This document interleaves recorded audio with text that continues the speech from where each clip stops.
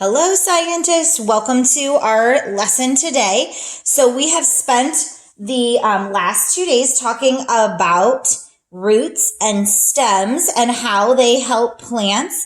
What are their functions and what do they do? Today we're going to take notes. So I'm in my plant notebook, which we put together already.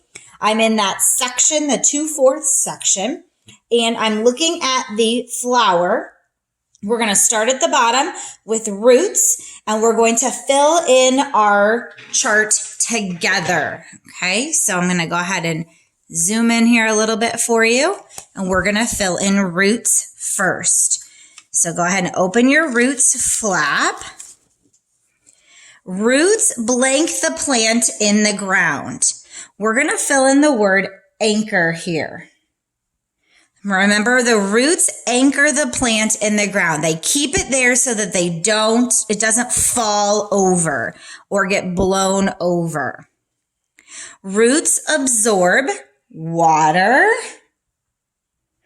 and nutrients from the soil. Remember, the job of the roots is to absorb the water and the nutrients. And sometimes if they absorb too much, they do hold the extra water and nutrients in their roots as well. And let's go ahead and flip our function tab and go to our types. And remember, we talked about there are two types of roots. There's those fibrous roots, which are thin and same length, and they spread out. And then there's tap roots, which go straight down into the ground as one big root. So let's put some plants that have fibrous roots. We talked about grass, and we even looked at a picture of grass in our notebook. Corn is another plant that has a fibrous root. And weeds. Weeds, again, grow those skinny roots that grow the same length.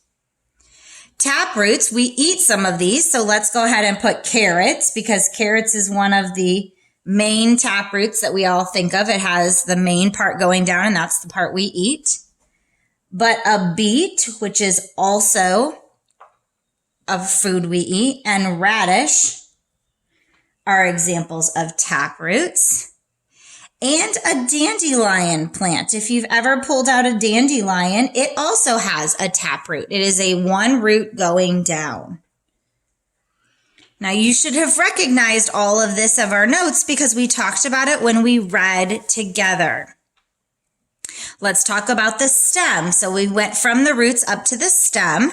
So let's open up to the function of the stem.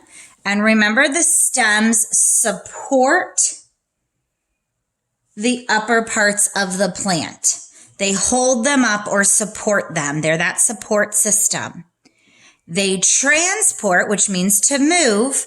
They transport the water and nutrients from the soil to other parts of the plant. And then the food, and we're even going to put sugar because that's the type of food that they make, back to the roots or other parts. They also store water, like in a cactus, and food once it is made and if it's not being used. So a stem holds up the plant, it supports it.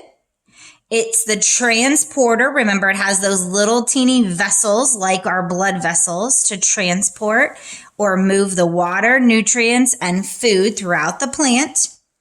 And if extra food or water is pulled in, it will store that water and food. We talked about there's two types of stems, woody stems, which are like what we think of when we think of trees. With their tree trunks, they're woody and hard. You might also think of a rose bush because the rose bush has a woody stem. And even a sunflower plant has a woodyish stem. It is a very strong stem that supports that tall sunflower. Some herbaceous stems would be beans, like green beans. We could say celery. Celery is a stem that we eat that is herbaceous. We could also say corn. Corn has an herbaceous stem. All right, so these things should be looking familiar. We talked about, again, the two types of stems, that they support the plant and are the transporters, and they do help store water and food for the plant. All right, you should have your notes now for stem and roots. I will see you next time for our notes on fruits and leaves.